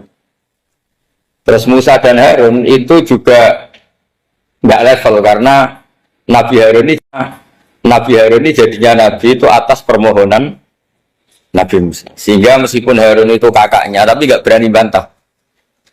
Jadi Nabi Musa itu dalam cerita, beliau itu alsak. Alsak itu lesannya agak kedal.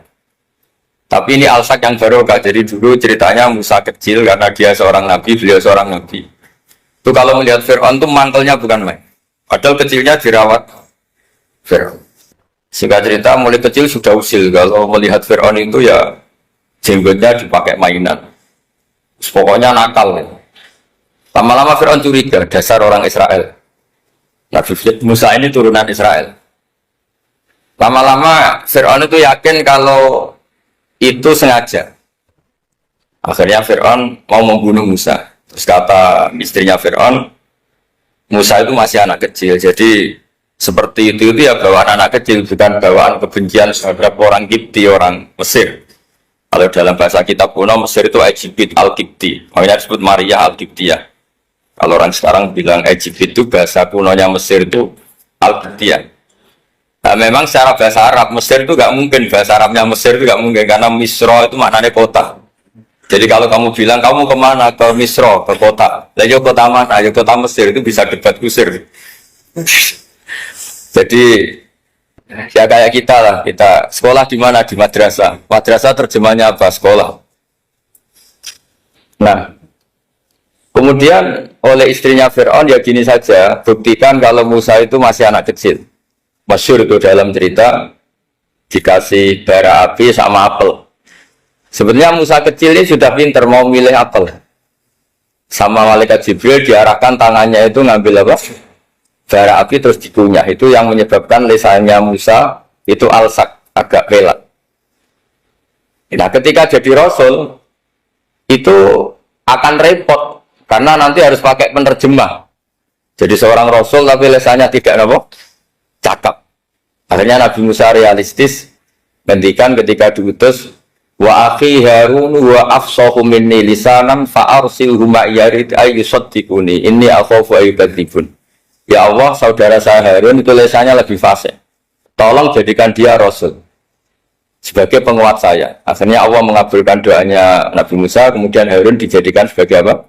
Rasul. Sehingga meskipun satu angkatan, Harun dan Musa ini enggak level. Artinya enggak level itu ya Harun yang takut Musa. Terus ketiga ini Nabi Yahya dan Nabi Isa. Ini umurnya ya seangkatan, kecerdasannya, jadi nabinya sama-sama mulai kecil. Kita tahu Nabi Yahya termasuk yang diberi kitab Allah, ya Yahya khudil kitab bi quwwah wa atainahu hukma sabiyya. Yahya berpeganglah kitab secara kuat dan dia saya kasih kenabian ketika kecil. Sama dengan Nabi Isa yang disebut wa yukallimun nasa fil mahdi wa kahla. Sehingga karena selevel dua nabi ini menjadi figur besar dalam manhaj, dalam metode dakwah. Dua, karena masih misanan tadi, kalau Jawa kira-kira mirip misanan. Dua nabi ini kalau memilih satu kampung, itu kalau Nabi Yahya itu milih kalau singgah di satu kampung, Nabi Yahya mesti tanya, orang sini yang paling soleh siapa, yang paling baik siapa? Ya terus singgah atau nginap di rumahnya orang baik tadi. Tapi kalau Nabi Isa enggak, orang sini yang nakal siapa, yang paling beling siapa? Terus Nabi Isa singgah di situ. Akhirnya ada pertanyaan dari Nabi Yahya, lima tanzilu ala syirarin nas. Kenapa kamu selalu singgah di orang-orang nakal? Syirar itu orang-orang nakal. Masyhur itu Nabi Isa menjawab, ana tabibun udawil mardo. Di mana-mana Nabi itu ibarat seorang dokter, kerjaannya tentu menyembuhkan orang-orang yang apa? Sakit. Jadi dua Nabi ini sering berdebat, tentu debat yang baik, dan itu menjadi cara Jawa itu punjeri ilmu. Jadi manfaat ilmu besar antara Yahya dan Isa. Begitu juga Nabi Yahya itu kelihatan agak rileks, panik, saking takutnya sama Allah. Kalau Nabi Isa itu rileks, pokoknya kumpul orang-orang nakal itu ya rileks. Akhirnya ada dua pertanyaan sekaligus nanti jadi dua manhaj. Kenapa kamu sering masam itu, sering kalau bahasa Arab itu abasa ya. Terus yang Nabi Yahya balik bertanya, kenapa kamu sering senyum, sering tertawa? Kenapa memangnya? Terus ka'annaka ta'manu min makrillah, kamu sering senyum kayak kami sudah terbebas dari azab Allah, dari ditegur Allah, seakan-akan kamu orang paling benar yang gak akan salah. Nabi Isa balik tanya, sama kamu sering masam, sering merot, ka'annaka taqnatu min rahmatillah, seakan-akan kamu putus asa dari rahmatnya Allah. Sehingga kemudian itu jadi manhaj besar. Kalau terlalu senyum, ya dianggap orang yang kayak nggak punya perasaan dosa. Gitu. Tapi kalau terlalu masam, terlalu merenggut, seakan-akan rahmat Allah itu terbatas. Sehingga seakan-akan Allah itu rahmatnya nggak cukup lah untuk mengelola manusia ini. Sehingga itu jadi metode besar yang masyhur itu dalam sebuah hadis Nabi ngendikan, ulama ummati ka anbiya Bani Israil. Ulama umatku itu kapasitasnya atau fungsinya atau manfaatnya setingkat nabi-nabi Bani Israil. Karena ketika umat ini enggak ditunggui para nabi setelah Rasulullah SAW, itu yang nunggui hanya ulama. Tapi ulama ini sudah cukup mewakili para nabi Bani Israil. Dan banyak syurahul hadis, para menyarah hadis mensarahkan Nabi tidak ngendikan ulama ummati kamisli seperti saya, tapi ka'ambiyai Bani Israel, bagaimana nabi-nabi Bani Israel. Nabi Bani Israel itu macam-macam, termasuk ada yang tidak nikah, yaitu yang bernama Yahya dan Isa. Delala umatnya Nabi itu ada orang alim alamah yang ilmunya melegenda, yaitu namanya Imam Nawawi, itu tidak nikah sampai kabudut. Meskipun dalam ajaran syariatnya Nabi an-nikah sunnati, tapi selalu ada orang yang ditakdir tidak nikah. Karena masyhul, karena sibuk ngurus ilmu. Bukan karena tidak laku, yang jelas itu bukan karena tidak laku. Imam Nawawi itu ganteng, orangnya ya normal, tapi karena sibuk nulis, beliau sampai kabudut itu tidak nikah.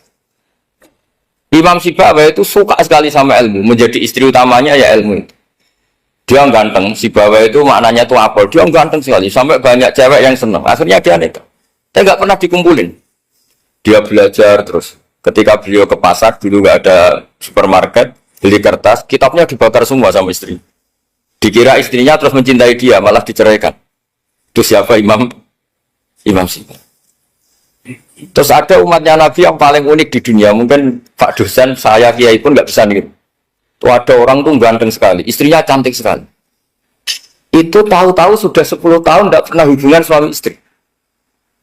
Karena ketika si suami itu tahu istrinya cantik, itu langsung sholat sujud syukur, sholat terus, saking senengnya punya istri cantik.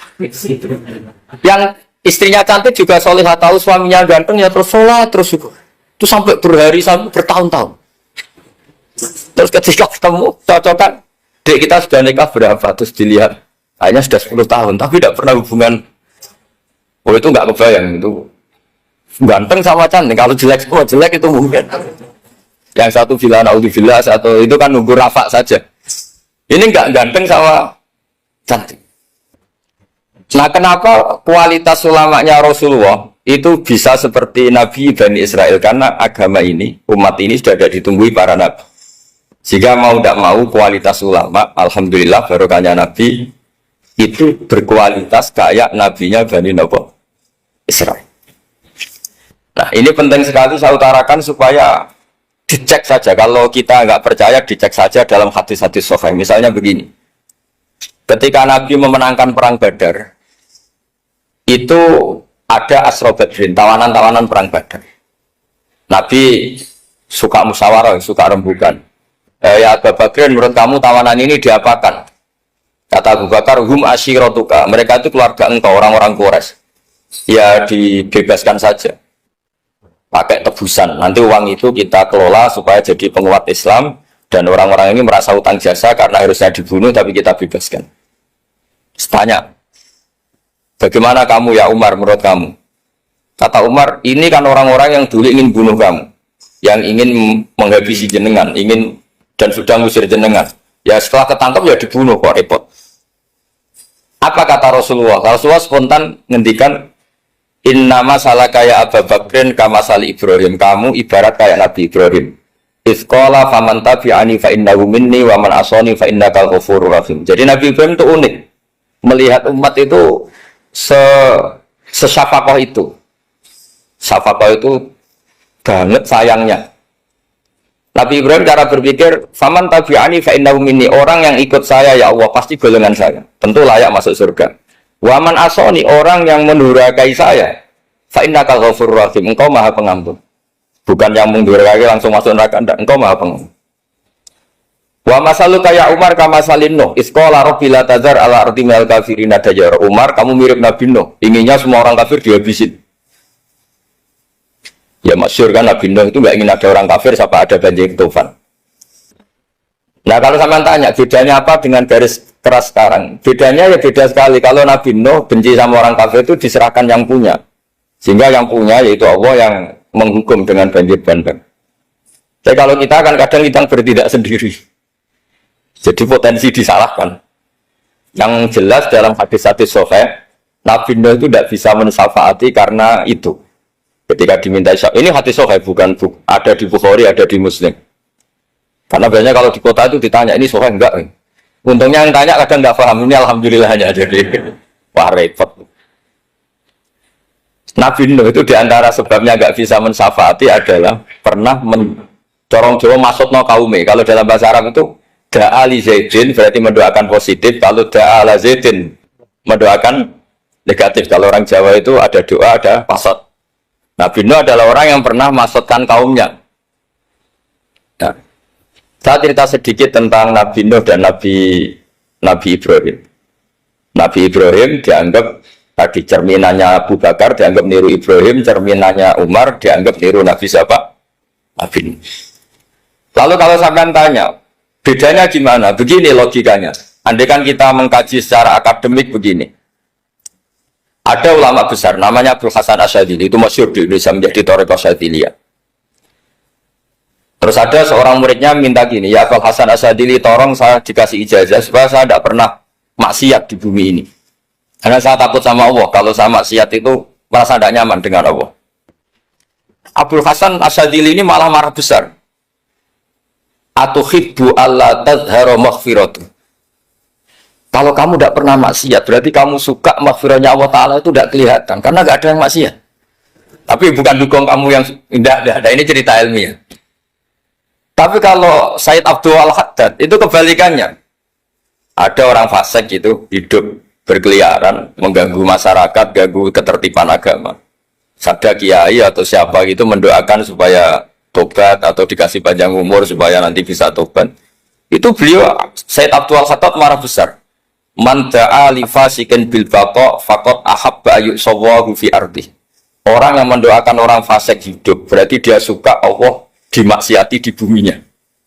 Jadi akhirnya jadi kutub besar, yang satu Syadziliyah, yang satu Haddadi. Kenapa ya? Karena tadi yang satu cerminan Nabi Isa, yang satu cerminan Nabi Yahya. Sebagaimana sabda Rasulullah tadi, apa ulama ummati ka anbiya'i bani Israil. Juga masyhur dalam aplikasi pengajaran juga gitu. Masyhur sekali dalam kitab-kitab diceritakan. Kalau Said Abdul Haddad, kalau ada orang sowan itu, kamu ngaji sama siapa? Sama si A. Gitu. Pernah nangis gak pas ngajar? Gak pernah. Udah gak terus, gak usah diterusin ngaji orang seperti itu. Hatinya atas ya. Wong ora iso nangis ya. Tapi kalau Abu Hasan Asyadili kebalikan. Kamu ngaji sama siapa? Sama si A. Pernah tertawa enggak kalau ngaji? Enggak pernah. Udah, enggak usah ngaji sama orang itu. Orang enggak bisa syukur katanya. jadi itu manhaj besar. Nah, akhirnya orang-orang kayak kita ini enggak jelas semua. Nangis ya bisa, syukur, guyu ya bisa. Cuma celakanya kalau kita nangis karena tidak punya uang, kalau guyu karena punya uang, itu masalahnya. Tapi kalau wali-wali dulu enggak. Kalau senyum ya karena saking yakin rahmatnya Allah itu wasiat rahmatu. Kalau nangis ya karena takut azabnya Allah.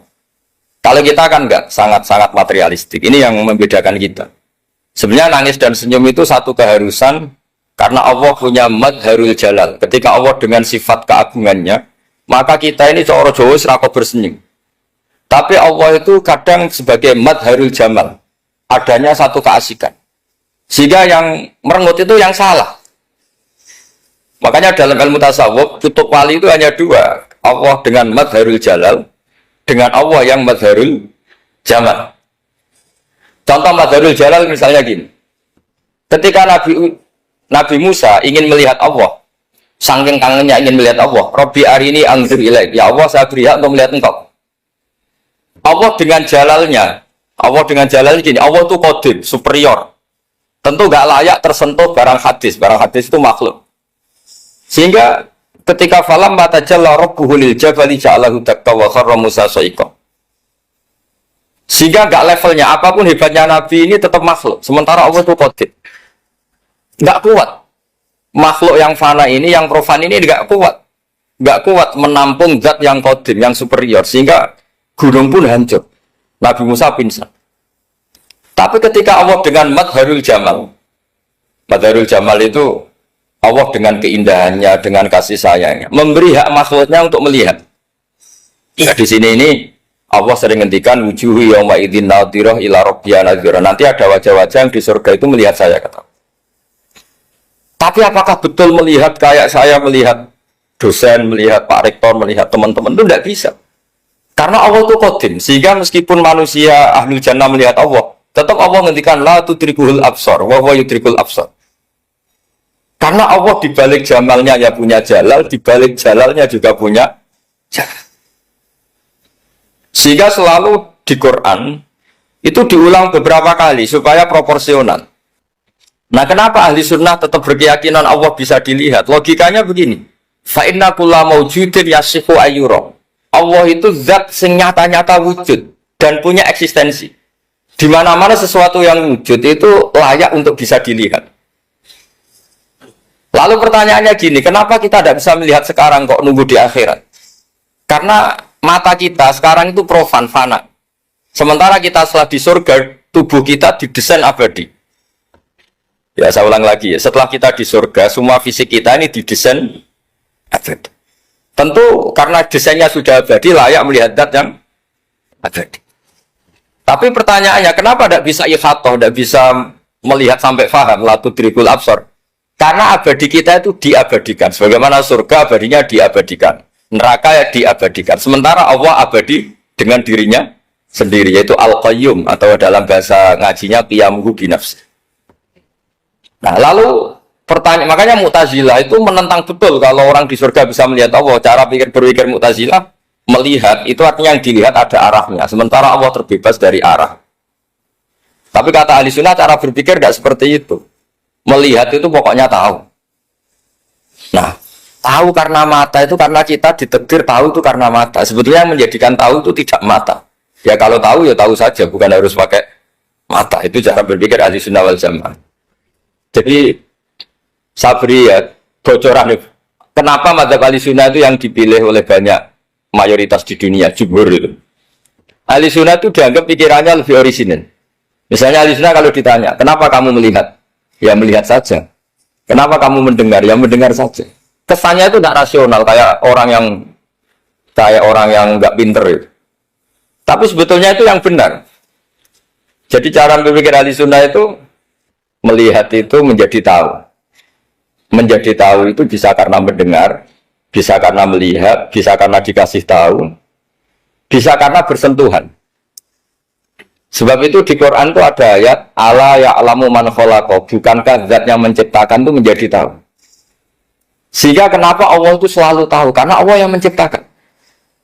Kalau kamu tahu karena mata, sekali itu jauh, maka kamu tidak melihat. Atau kamu sekarang buta, kamu tidak melihat. Atau tertutupi barang itu, maka kamu tidak melihat. Tapi kalau kamu tahu karena kamu menciptakan, maka akan melihat terus. Misalnya saya ini tukang batu. Saya ingat betul ketika saya bangun Monas, itu pulpen saya tak tanam di dalam Monas. Saya ingat betul kalau pulpen saya warnanya putih, tak tanam di Monas 2 meter dari pondasi. Setelah saya pulang ke Jogja ditanya, di dalam Monas ada apa? Ada pulpen. Posisinya 2 meter dari pondasi. Kenapa saya tahu? Karena saya menciptakan. Nah, karena menciptakan ini sehingga tahu saya akan terus-menerus. Tapi kalau tahu karena mata sekali barang itu tertutupi, nggak tahu. Misalnya saya tahu jenengan karena dekat sekali jenengan kemana-mana saya sudah tidak tahu. Tapi kalau saya menaruh sesuatu di tubuh Anda, sehingga kamu kemana-mana tetap tahu bahwa barang itu ada di tubuh. Nanti kalau ada yang protes, tapi bisa saja Gus barang itu dicuri orang, kemudian Anda tidak tahu. Yang menjadi tidak tahu karena saya sudah tidak menciptakan suasana itu. Selagi saya menciptakan, maka akan tahu terus. Nah, tapi karena Allah ini menciptakan semua yang ada di bumi, maka Allah tahu terus. Jika Allah tahu cara bikin kuman, terus tahu bahwa manusia itu punya kuman, kumannya punya organ, organnya juga punya kuman. Terus tidak kebayang. Kamu bayangkan kayak, makanya Allah itu kalau cerita sederhana, innahu la yastafi ayyadriba masalam ma ba'udatan fama fawqaha. Allah itu tidak malu bikin perumpamaan nyamuk, karena nyamuk itu lebih dahsyat timbang gajah. Para pematung itu disuruh bikin gajah masih mampu, bikinkan patung gajah, mungkin masih sanggup. Tapi kalau tak suruh bikin patung nyamuk, nggak usah bikin hidup, patungnya saja sekecil itu. Padahal nyamuk kecil itu punya organ tubuh. Lalu bikinnya organ tubuh nyamuk itu kayak apa? Organnya punya kuman, kumannya punya organ, organnya juga punya kuman.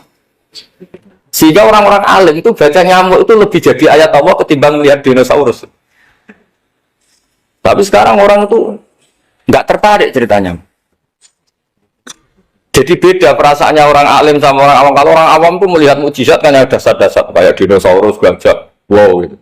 Kalau orang alim nggak, malah melihat nyamuk.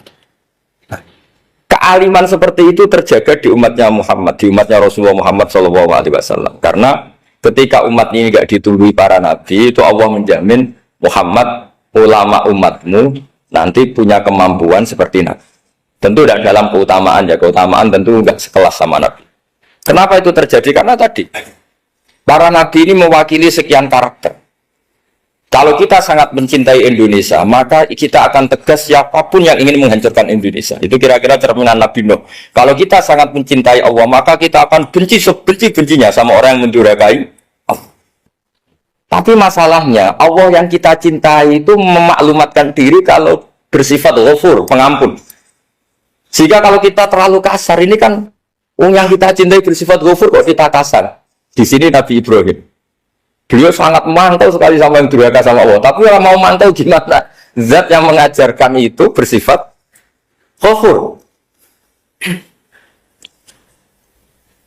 Maka kita mau gak mau. Makanya ada riwayat mengatakan takhallaku bi akhlaqillah, kamu bertata krama kayak akhlaknya Allah.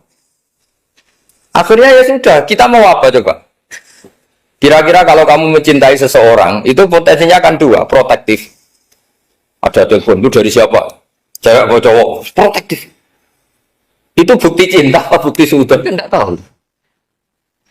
Tapi misalnya kamu cinta perempuan terus, WA-an sama lelaki gak apa-apa, jalan sama lelaki gak apa-apa, sama masa lalunya pacarnya juga gak apa-apa. Itu cinta apa pembiaran? Kan sama-sama gak jelas. Nah kira-kira mencintai Allah itu kira-kira analoginya seperti itu. Kalau yang satu protektif, Allah harus zat satu-satunya yang disembah. Gak boleh didurhakai, gak boleh dikhianati kok. Sehingga ini sangat keras sekali. Nah, ini Nabi Nuh.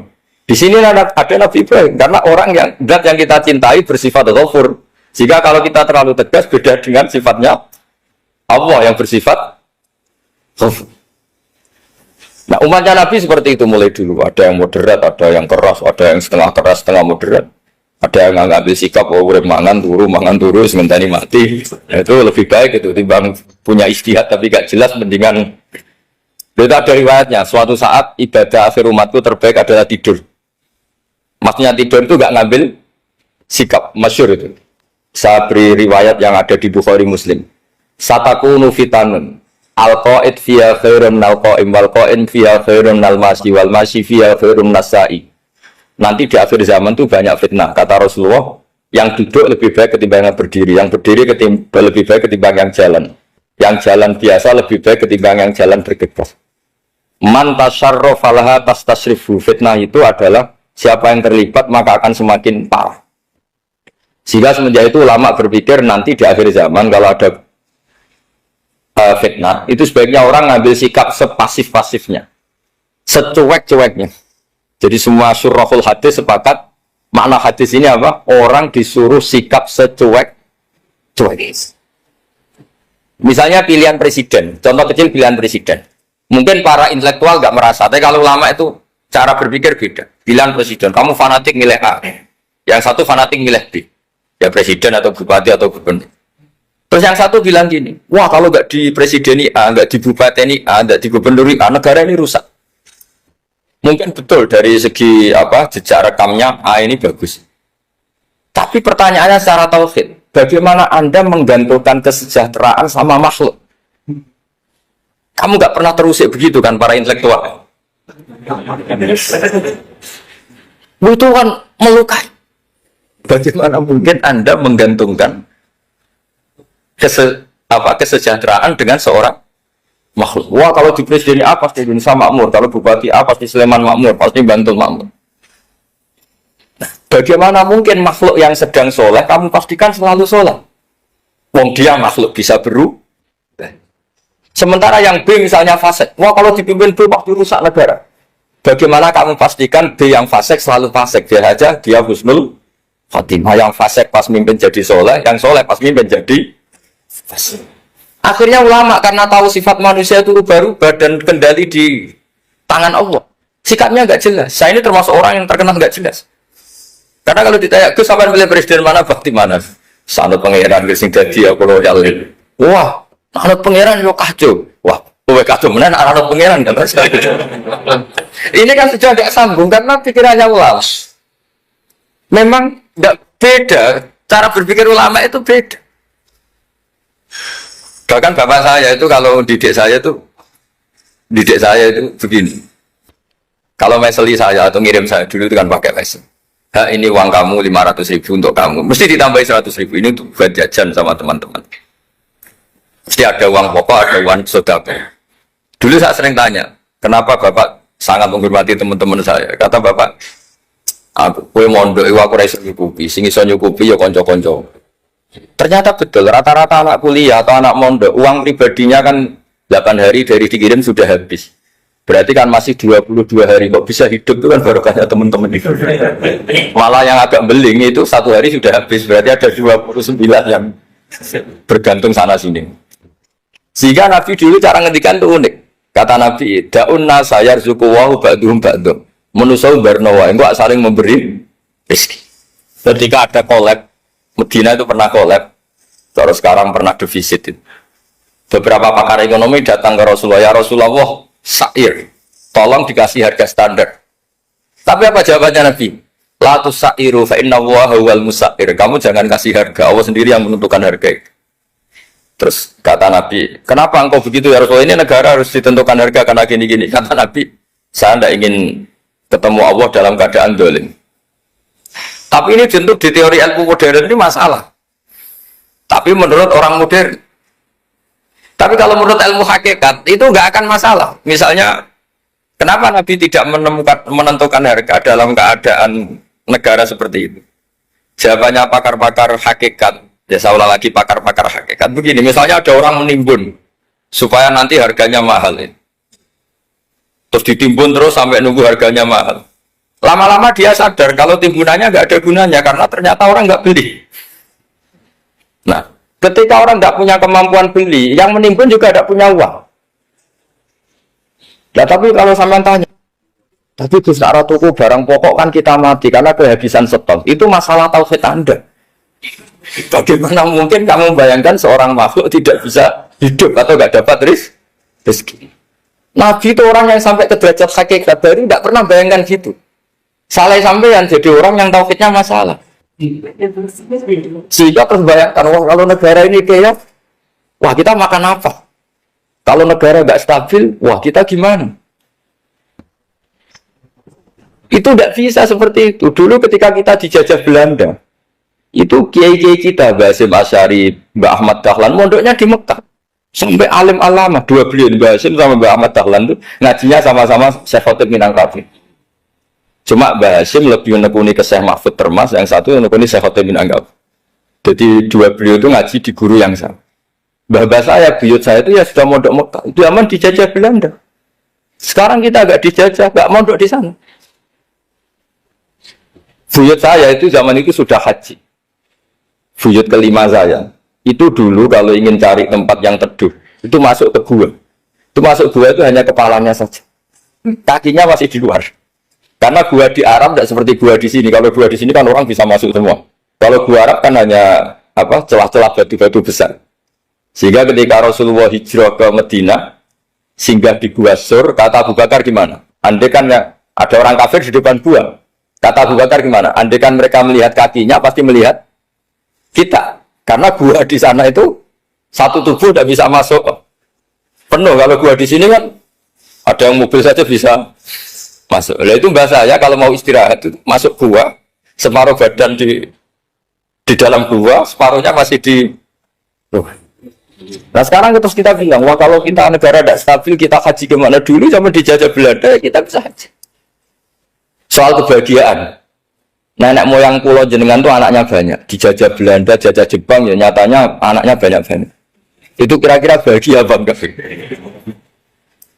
Nah, artinya gini, ya tentu kita tidak ingin dijajah itu tentu ya, tapi kita ini selalu latah. Wah kalau ekonomi jatuh kita makan apa? Kalau kita dijajah kita tidak perlu seperti itu. Rahmatnya Allah Ta'ala itu akan adrokatna. Rahmatnya Allah Ta'ala akan menemukan kita. Apapun kondisi kita, apapun keadaan kita. Ini cara berpikir tauhid. Sehingga Nabi itu tidak pernah bayangkan umatku narata tunggoni piye, ditunggoni Allah. Sehingga masyhur dalam hadis-hadis sahih, la tazalu ta'ifatun min ummati dzahirina 'alal haq la yadurruhum man khadalahum wala man khalafahum wala man nawa'ahum. Selalu di umatku ada kelompok-kelompok yang selalu membela kebenaran dan tidak akan terkalahkan oleh kesesatan di akhir zaman. Kenapa? Cara berpikir orang tauhid itu sederhana begini.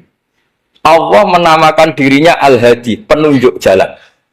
Dan sifat Allah pasti nafidah karena Allah tidak terkalahkan. Sama seperti Allah menyifati dirinya Ar-Razzaq, Ar-Razik yang memberi rezeki. Maka orang segoblok apapun, selumpuh apapun, selemah apapun tetap dapat rizki. Sama, Allah mensifati dirinya Al-Hadi, memberi petunjuk. Maka zaman serusak apapun orang tetap dapat petunjuk. Sehingga kita tidak perlu khawatir, wah nanti zaman kalau sudah rusak nasib Islam gimana? Ya coba sekarang, nasib Islam gimana? Ya baik-baik saja. Dulu ditunggoni wali songo ya banyak orang Islam. Sekarang nggak usah wali songo. Ditunggu dosen-dosen yang ngajar aja tunggu digaji. Kiai pidato ya ada yang beri salam template. Itu kalau nuruti definisi ikhlas itu tidak ada yang masuk. Tapi meskipun demikian agama juga jalan. Kenapa agama ini jalan? Karena Allah Al-Hadi, penunjuk jalan. Ketika Allah mensifati dirinya penunjuk jalan dan sifatnya Allah pasti nafidah, pasti terjadi. Karena Allah tidak pernah gagal. Sehingga agama ini akan ada terus sampai akhir zaman. Coba Amerika kayak apa, Islamfobia. Di Amerika tambah lama tambah banyak Islam, Eropa juga gitu, Australia juga gitu. Andai kan nuruti teori sosial, sudah dunia sudah materialistik kayak gini, orang akhirnya itu akan meninggalkan agama. Nyatanya tidak juga. Saya pernah di Korea seminggu, itu di negara ateis. Itu TKI